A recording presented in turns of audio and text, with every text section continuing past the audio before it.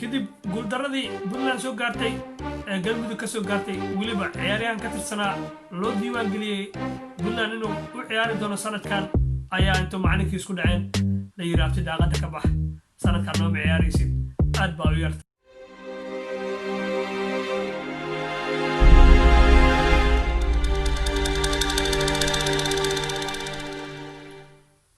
السلام الله عليكم ورحمة الله وبركاته مقعيقو وعبد العاقل الجنال كداونيسيد وعاقل الجنال مال والبا جوكتيد سي والبا اي مقليسيد وناكسن او وعن هل كان سيان وسو فديستي انيغو عافماد قبو اديغان waxaan ku rajeynaa inaad caafimaad qabtid caawa waxaan ugu hadli doonaa halkan ama aan ku soo gudbi doonaa dhacdooyinkii ugu yaabka badnaa ee laga qabtay intii uu socday tartanka maamul goboleedyada dalka iyo gobolka Banaadir ku soo dhawaada muuqaalka waayahay ku soo dhawaad muuqaalka waxaan halkan kugu soo gudbi doonaa fiidiyowadii ugu yaabka badnaa dad badan oo caan ah oo halkan ka garanaysid ayaan halkan kula wadaagi doonaa dad baa yiri hadday kubadda ku dhaafto lugta iyo ku dhaafin dad baa yiri wadanka Soomaaliya waan iskaga bixi doonaa dad baa yiri halkani marti ayaan ku ahayn dalkeena labaad weeye qaar baa soo boodoo yiri haddii aad badisaan lacag baan kuu soo dirayaa waad ku daawan doontaa muuqaalka intaan bilaabin imise kooxood ama imise maamul goboleed ayaa Soomaaliya ka qayb galaysay tartanka ka bilaaday dalka Soomaaliya gaar ahaan caasimadda ummadda Soomaaliyeed ee Muqdisho waxa ka qayb galayay shan maamul goboleed iyo gobolka Banaadir waxa isku group noqday Banaadir Galmudug iyo Hirshabelle waxa group B galay Koonfur Galbeed Puntland and Jubbaland Galmudug waxay ku soo baxday 4 dhibcood ayadoo meeshaas ka qaadatay hal kulan oo badisa iyo hal kulan oo dhibic ama draw ay gashay gobolka Banaadir sidoo kale asagana wuxuu ku soo baxay 4 dhibcood 3 dhibcood oo draw oo guul ku gaaray iyo hal dhibic oo ku gaaray draw meeshaasi waxa ka haray ama groupkaas ka haray Hirshabelle waxa dhigi karnaa Hirshabelle sanadkiini ma ahan anagoo og wax badan inay iska bedeleen anagoo og in Hirshabelle doorasho ka dhacday anagoo og in madaxweynaha dhaarta u dhimantaa oo kaliya inuu wadankii joogo waxaan dhigi karnaa ciyaartooyda Hirshabelle beerhiina iska fasha maadaama roobkii idin daay sanad ka dambayso adigoo xoog badan inaa halkan imaataan ayaan idin rajaynaynaa anigoo og wax badan inay qasan yihiin anigoo og in ciyaartooy badan laga soo tagay marka waxaan dhihi karnaa Hirshabelle sanadkan maysan diyaarsaneen waxaan u rajaynaynaa gobolka iswato ama maamulka Hirshabelle oo iswato dhan inay kasoo qayb galaan waxaa haray kooxdii sanadka hore ku guuleystay ama maamulkii sanadka hore ku guuleystay koobka waa Jubbaland waxaan dhihi karnaa waxaa diiday nasiibka sanadkan waxay baxeen ayagoo wata hal dhibic ogow sanadka hore waxaa ku guuleystay waa ayaga sanadkanne ayagoo kubad qurux badan soo bandhigay ayay haddana daaqada ka baxeen Jubbaland waxaan dhihi karnaa waxay ahaayeen gobolkii ugu wanaagsanaa ugu ciyaar qurxanaa ee soo bandhigay tartankani sanadkan la qabtay 2020 Jubbaland waxaan idin rajaynaynaa inaad soo baxdaan adigoo sidaan ka awood badan sanadka dambeeto ayaan idin rajaynaynaa group waxaa soo dhaafay ama soo gudbay Jubbaland ayaa meeshaas hal dhibic ku hertay Puntland waxay lahaatay 2 dhibcood Koonfur Galbeed ayaa groupkan ugu xooganeed minis Jubbaland ayay ka badiyeen kadibna Puntland ayay hal dhibic ka qaateen meeshaas waxay ku soo baxeen 4 dhibcood meeshaasi waxaa ka soo baxay gobolka Koonfur Galbeed oo 4 dhibcood ku soo baxay Puntland oo ku soo baxay 2 dhibcood Jubbaland waxay ku soo baxeen hal dhibic waxaan dhihi karnaa Jubbaland sanadkiini ma ahan calaa calayk sanad ku xigo waxaan idin rajaynaynaa adigoo sidaan ka adag inaad soo laabataan anagoo Jubbaland inay ahayd kooxdii ama gobolkii ugu wanaagsanaa ugu ciyaarta qurxanaa inay ahaadeen marka waxaan idin rajaynaa sanad ku xigo adigoo ka awood badan inaad soo laabataan waayahay maxaa laga diiwaan geliyey kulamada intuu socday koobkan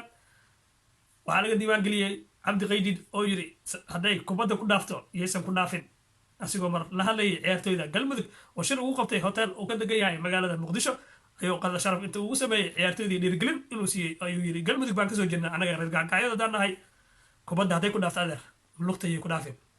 Cabdi Qaydid meesha waxa ku dhaaftan Galmudug alarag ayuu la jeeday marka dhibaato uu la jeedin Galmudugna final ayay saas ku imaadeen waayahay kabtankii Puntland muxuu yiri asigana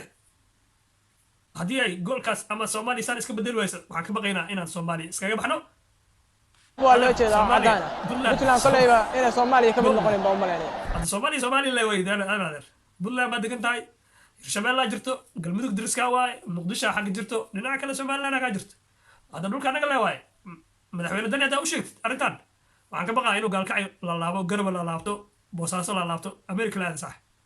hadda waa ka bixin hadaa tiraa dani baa hal ku taagan inadeer yaa bow yaa qanigda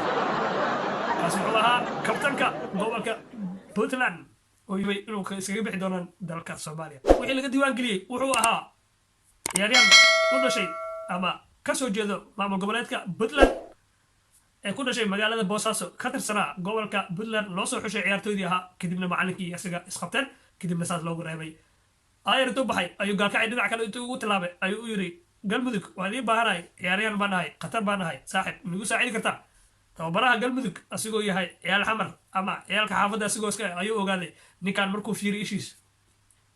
this guy la man so what man sidoo tahay ayay samafaynaylaha intay isqabteen reer Puntland kabtan loo soo xiray 2 gool ka dhaliyay gobolkii diiday waada ayuu 2 gool markuu ka dhaliyay kabtankii Puntland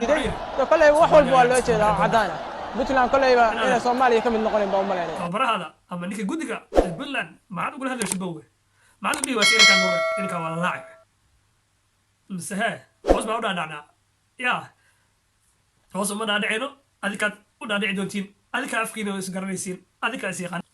waayahay markaanne aan soo qabto video ugu xamaasada badnaay kadib markii guuldaradii Puntland soo gaartay ee galmudug ka soo gaartay weliba ciyaaryahan ka tirsanaa loo diiwaangeliyey Puntland inuu u ciyaari doono sanadkan ayaa intuu macalinkiisu dhaceen la yiri abti daaqada ka bax sanadkan nooma ciyaaraysid aad baa u yar tahay sanadka dambe iyo waan ku fiiri doonaa daaqada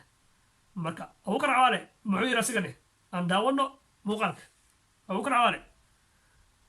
Cawaale kuna fadhiya السلام عليكم Puntland ma bilowdeen arba hore baasaas way gabankan aan naqaan warin waan la ka badiyay ya hala calag la nimanka caamada ku tuura guriga dhaa galmudug ya hala calag marka laga badiyo inaad wad maasantahay guuldaro iyo guuldo garoonka u galay inaad ku tiraadid waaye kooxda kula ciyaarayso maalina dhaadid anaga hadii anaga la badiyo waan iskaga bixinaa dalka Soomaaliya bariga ciyaarta hayay ama ciyaaraha hadda maamul goboleedka qabanayaan waxay u diiwaan gashay FIFA waxay ka qabtaan ama ay horyaalada ama Afrika qaarada Afrika tartanka World Cup loo soo baxayo ayay referee ka qabtaan hadda maahan dadkii ciyaalka xaafadda ay xamar iska joogay la soconaada Abuukar Cawaale iyo sheekada ma salaam waa cadaadu ka yimid ruux artaan dadka noo sheegnay niman waan la ka badiyo wala kala badin jiray baashaane ambaliga dhahan nimanka intaasi waa kaftankii Abuukar Cawaale على سليمان بوها ما يبغى تريد وها على سليمان ما هنا سليمان بوها براد حق حق أبو كرعوالي وقاتي قول دردا ونوها بري قبل كمدك أبا قلمدك أوكي ما كان اللي ما كترسن بدلان أيا أسوقري نكي عيارين كي لبد قول كدلية قبل كبدلان أيو حيري سرغابيو سيدات هالكان كو إمالهات عيارين كي قولش نقدر سيدا بوساتي أما كو إمالهات قروي أيا نسكربا هذا ماشي قودي هذا نقطه isboortigu wuxuu ahaa isdhexgal bulsho wuxuu ahaa dhalinyarada inay isbartaan dhalinyarada inay caasimadda yimaadaan ku dalxiisaan magaalada soo kala bartaan inuu gobolkana lagu maakaan kara mugta marka Soomaaliya u dhalatay brada you have to go meel walba dhac soo bashal bad balse maahan inaad ku ekaatid only gobolkaada waa siyaasi ama xildhibaan ka tirsan Puntland ayaa hadalkaas soo qoray aniga ma dhihin ishiina ayaa macalina ciyaartii labaad waxaa wada foodis daray ama geesaa isku dhuftay gobolka Banaadir iyo Koonfur Galbeed 3 gool iyo 1 ayaa lagu soo daaray ama dharbax lagu badiyay gobolka Koonfur Galbeed Baydhabo Janay waayahay taageero kale oo la yaab leh oo ka imaaday Koonfur Galbeed ayaan jeclahay markaan inaan nila wadaago gabadhan waxay tiri waxay kamid tahay taageerayaasha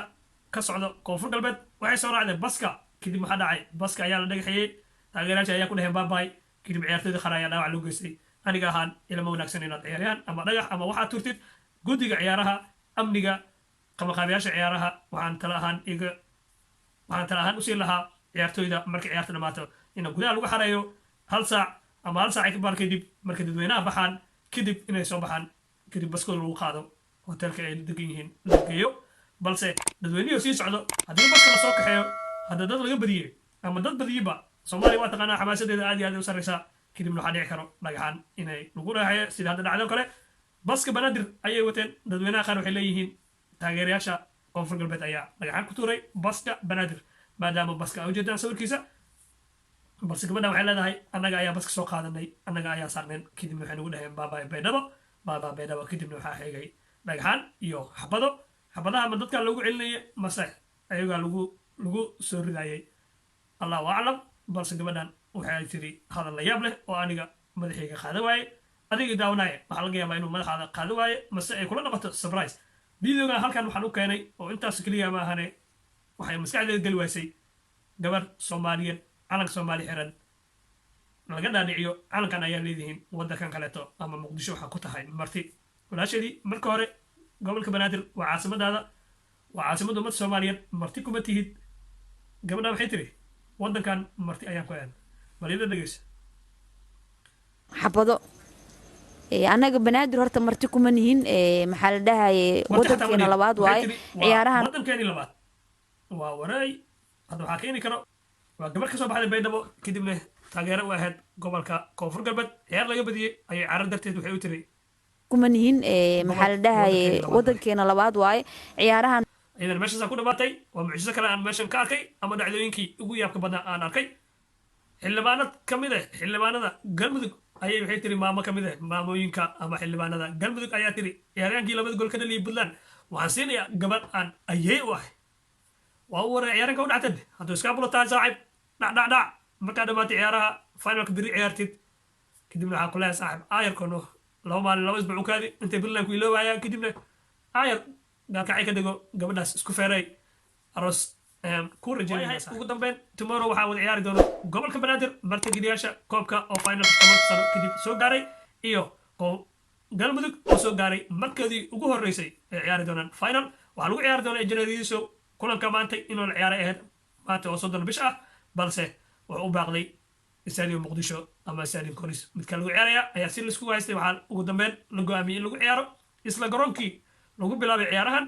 isla garoonkii lagu qabtay ama bilowgiisii lagu martigeliyey waa engineer yiriso stadium yaad guul u rajaynaysaa gobolka taageeraysaa aniga ahaan waxaan taageerayaa gobolka banaadir waayo halkaas ayaan ku dhashay xudunteyda halkaas ayay ku dugan tahay idin rajaynayaa guul insha allah waxaan idin rajaynayaa tomorrow kulan weyn kulan xiiso badan ciyaar wanaagsan inaad soo bandhigtaan labadiinaba salaamu allahu calaykum waraxmatullaahi wabarakaatu